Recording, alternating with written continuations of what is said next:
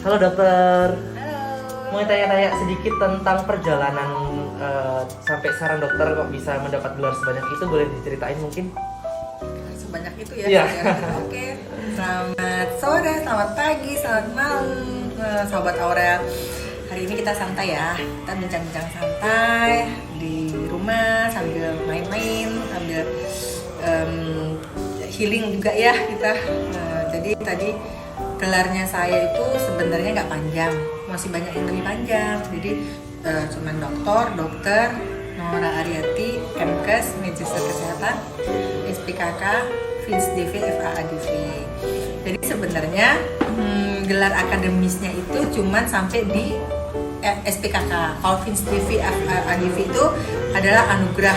Oke, jadi tadi adalah penganugerahan. Jadi kalau gelar yang dokter pertama kan saya mengambil S1 saya di bidang kedokteran umum, jadi maka dapatlah saya gelar D kecil R kecil atau jadi istilahnya dokter umum.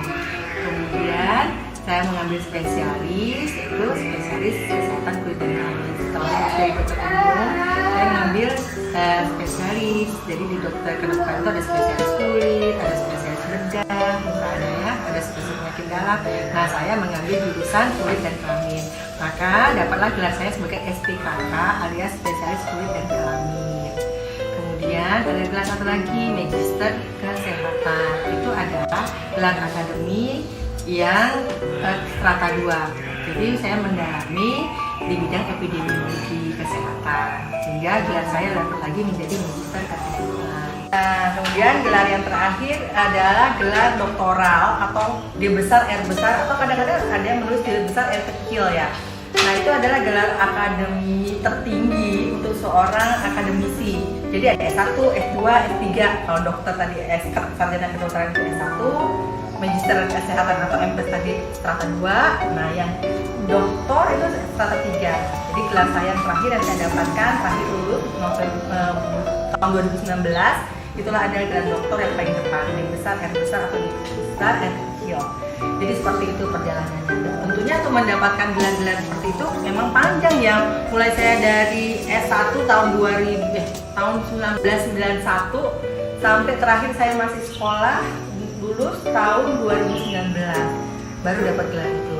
Nah, kalau yang FINSDV atau FAADV itu penganugerahan. Itu kalau gelar FINSDV dan FAADV itu ada gelar penganugerahan dari Persatuan Dokter Spesialis Kulit.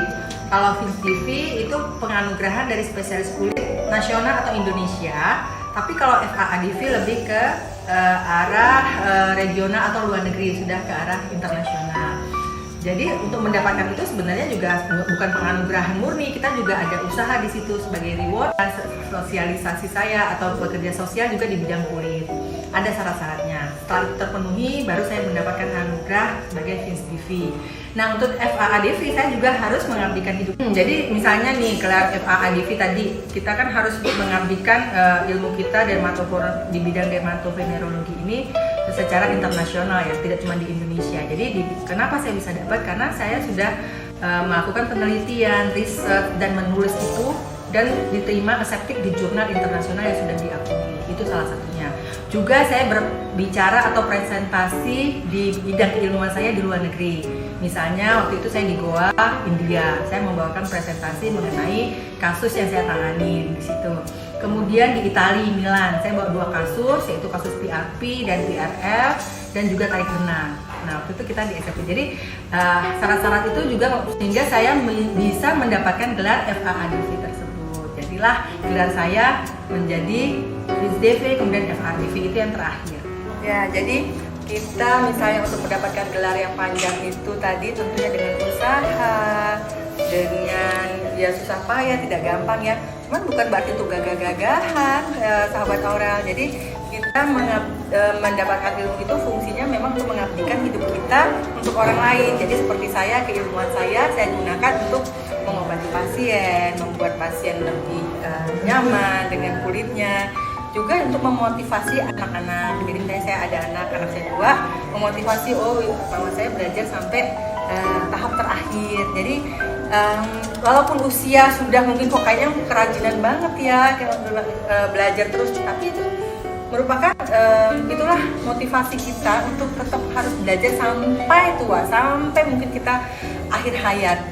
Ya, jadi sebenarnya tujuannya bukan untuk memperpanjang nama kita dengan gelar yang panjang sampai nggak muat mungkin di sertifikat atau apa, tapi tujuan utamanya kita belajar itu adalah supaya kita memperkaya diri kita dengan ilmu pengetahuan, dengan skill, sehingga kita bisa bermanfaat untuk orang lain di bidang apa aja, di kedokteran, mau di teknik, mau di bidang bahasa atau sosial, itu semuanya wajib belajar. Nah, gelar itu sebenarnya cuma sekedar bonus ya, dapat gelar dokter, MK, SINSDV itu sebenarnya bonus. Tapi intinya itu bagaimana kita bisa menerapkan hidup kita dengan ilmu-ilmu yang bermanfaat untuk orang lain dan untuk diri kita sendiri. Ya, baik sahabat Aurel, hari ini kita bincang-bincang tipis ya mengenai gelar saya. Bukan bermaksud untuk menyombongkan, tapi fungsinya untuk memotivasi kalian semua. Sampai ketemu di bincang-bincang kita selanjutnya. Santai dan selamat weekend. Assalamualaikum.